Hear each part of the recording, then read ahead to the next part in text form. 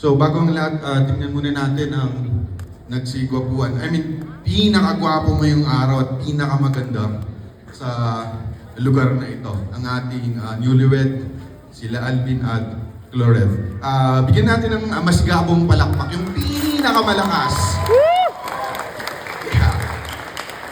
Okay, so hindi ako masyadong ready sa speech ko kasi akala ko magtutoast lang ako na simple toast. First time ko rin kasi na mag-toast. So, short lang tayo. So, bagong lahat, ako nga pala si Jerry Kedan. So, my name is Jerry Kedan. I am honored to be the best man of Alvin. No? So, malaking karangalan, bro. No? Thank you sa pagpili sa akin. No? So, parang nakikiaraw na rin ako dito kasi best man ako eh. Okay, so, paano nga ba kami nagkakilala kay Alvin? So let me talk about yung history namin kay Alvin dun. Bakit ako napili niyang best man siguro, no? So ito yung nakakakaon. So, first time na na-meet ko si Alvin is magkalaban kami, hindi kami friends actually. So grade 6 pa lang, nag-meet kami sa isang, sa sports, table tennis. No? Kasi si Alvin, player siya ng Benguet State University. Ako naman sa probinsya, ako sa Kibungan. No, so, at that time, grade 6 kami, magkabasbay kasi kami. And lahat kinatatakutan si Alvin na to. Basta mapakinggan ng Alvin or si Kolgolog, kinakatakutan yan. Kasi laging champion yan. Malakas yan sa table tennis. No? Walang nakakatalo sa batch namin. Hanggang makatunggali niya ako. Tinalo ko. Okay. So, natalo ko si Alvin. I think ako yung first loss ni Alvin sa grade 6. Ako lang ata nakatalo sa kanya. No? Pero hindi doon nagtatapos. No? Nagkabalikan ulit kami sa rematch. Tinalo niya ako. No? So, eventually, siya ang kumuha ng kampiyonato. Ganon kagaling si Alvin. No? So, I think yun yung pinaka-first na parang nag-pave way sa friendship namin. Kasi parang magkatunggali kami nung elementary. Tapos nung high school, na-meet ko ulit si Alvin sa, ganun rin, sa sports. Kinatatakutan din namin, kaya nag-play safe kami. Laging singles yan eh. Kaya nag-doubles kami. Nag-doubles kami sa Team Kibungan. And then siya yung nanalo sa singles. Kami naman yung nanalo sa doubles. Kaya doon na, nung regionals, kami ang nag-represent ng Benguet. No, so siya yung team captain namin, kami yung mga iba na players. So doon kami nagkakilala actually. So eventually nung college, same school na kami nung college sa Benguet State University. So doon na kami naging teammate at walang makakatalo sa amin nun sa regional. So lagi kaming panalo sa Karasok dati, sa regional athletic meet. So yon. So doon kami nagkakilala kay Alvin at doon nabuo yung friendship namin. It's through the sport. Kaya pag tingnan mo yung groomsmen, lagi mo naglalaro yan ng table tennis, no? So, we bonded through the sport, table tennis. So, saan nga ba ako? Di kasi ako ready, sorry Pero parang ready naman akong kunti. So, saan na ako? So, through sports, I got to know him better and that's where we became best friends. So, si Alvin, tahimik yan pero good listener. Laging tahimik yan, kahit tanongin niyo yung iba. Yung nakakilala sa kanya, medyo tahimik si Alvin. No? Siya yung tipong tahimik ng konti. So, sabi pa nga ng mga teammate namin, ginausap ko yung mga ibang groomsmen kaaban. So, maalala nila, akala namin kasi dati, si Alvin parang laging may sakit kasi tahimik. Pero ganun talaga yung personality ni Alvin, no? Medyo tahimik siya, no? Si Alvin, tahimik lang. Okay, so, saan ako? So, yun.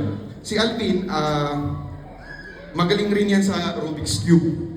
No? Maraming talento yan. Talentadong Pinoy ito. Okay, so, magaling yan sa Rubik's Cube. So, I remember one time sa math fair namin nung college.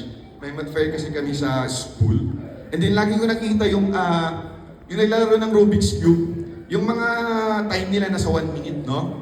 Tapos naalala ko si Alvin, I think nakikita ko siya nung practice, parang kayang-kaya nito ng more than 20 seconds at that time. I think nasa 27 seconds ata nung panahon na yan. Siya pa rin yung nanalo. So yun. So, ano ba? Then, yun, naalala ko na nasulpagad yun ni Alvin. Si Alvin din, magaling niyang kumanta. Pag napakinggan niyo, mala itsura ng ang boses niyan eh. Mala itsura niyan. At kung di niyo pa alam, magaling din yan sumayaw. Music sample nga.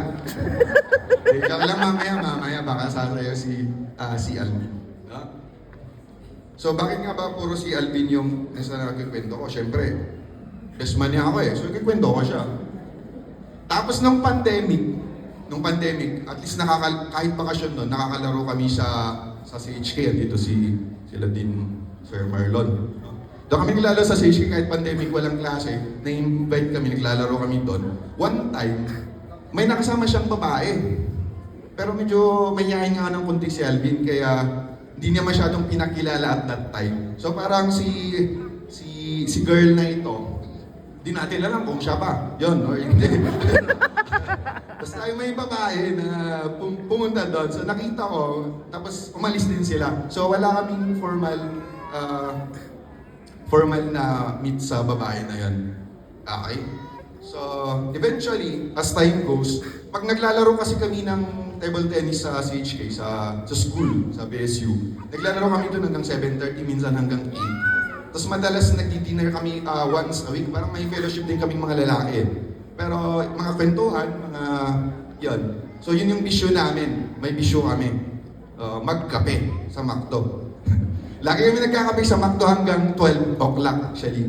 Kaya yun yung, kapag napakinggan yung vows sa vows kanina, buti na lang sabi ni Cloret na pwede daw maglaro si Alvin hanggang 12. Yan. 12 midnight yun, 12. Tama ba? Okay, before 12 midnight. Okay, so pwede pang 11:59. Okay, so lagi kami nagkukwentuhan doon, and then one time, nakwento ni Alvin na yun nga, yung babae na yun na girlfriend niya. And then yun pala si Cloret. So, nakwento niya kung paano sila nag-meet, no? So, nasabi niya na nag-meet sila sa work, no? Sa workplace. Nagandahan siya sa isang babaeng to. At yun yung nagpatibok sa kanyang puso. Malaki yung pagkaangat, pagmamahal ni Alvin kay Cloret, alam ko yun. Kasi laging, may one time na usapang seryoso, nasabi ni Alvin na malaki yung pag-admire niya kay Cloret, no?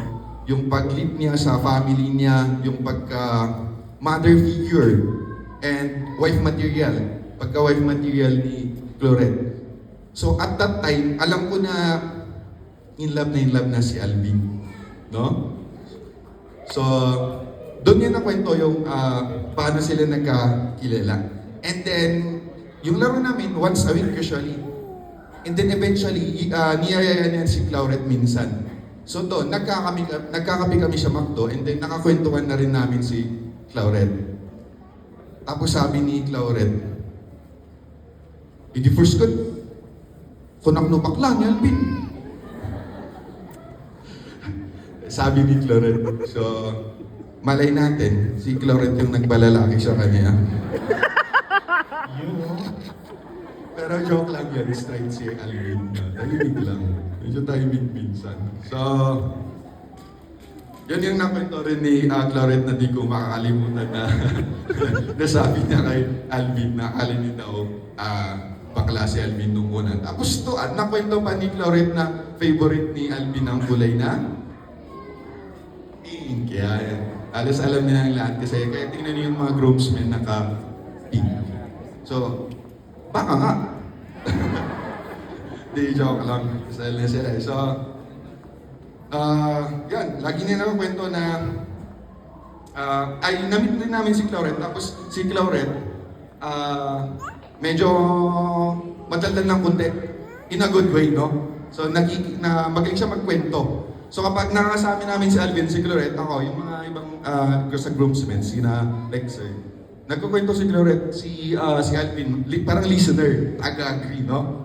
So pag makita mo, si Alvin, listener, si Cloret naman, more on vocal siya, so alam na namin na bagay sila. Amo ko at that time na nagkasalsalpakan dan. So kita tatakot, yes, natuloy ang wedding. Kasi nakakwento din nila yung plans. Actually, nakakwento rin ni Alvin yung plans nila dati na ikasal. Mga few years ago pa nasasabi ni Alvin sa akin minsan, na-share niya.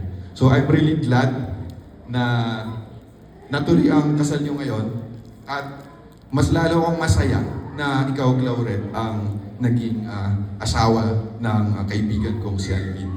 So bagay na bagay talaga kayo, promise.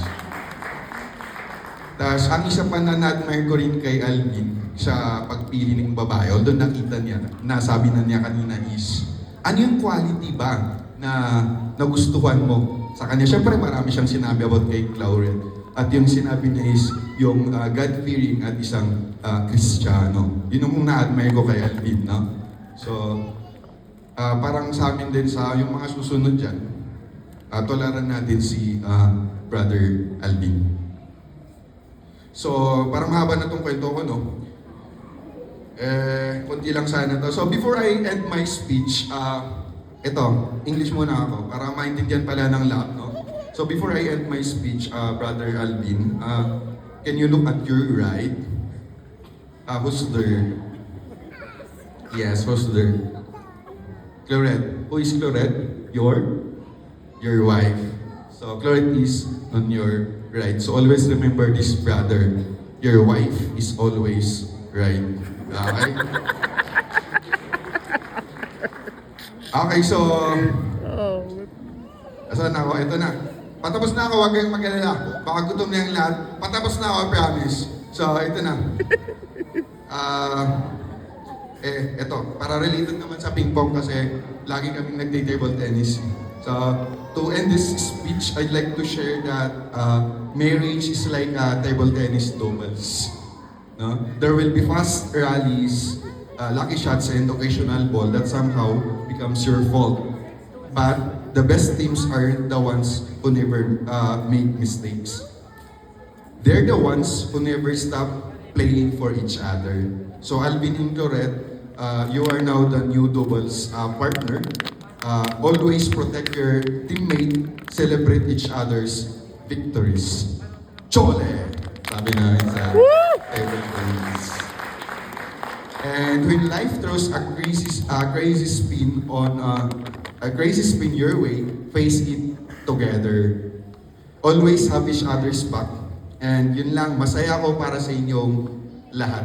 Congratulations ulit sa inyo, Alvin at Clauret. So, I'd like everyone to raise their glasses.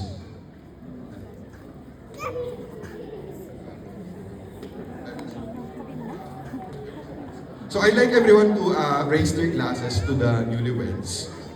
Let's wish them more success. Success. Pero pwede na yun kasi kasal na din sila. So, yun din. So, to a lifetime filled with love, laughter, happiness, and endless blessings. So, to Clauret and Alvin. Cheers. Once again, our best man, Mr. Jerry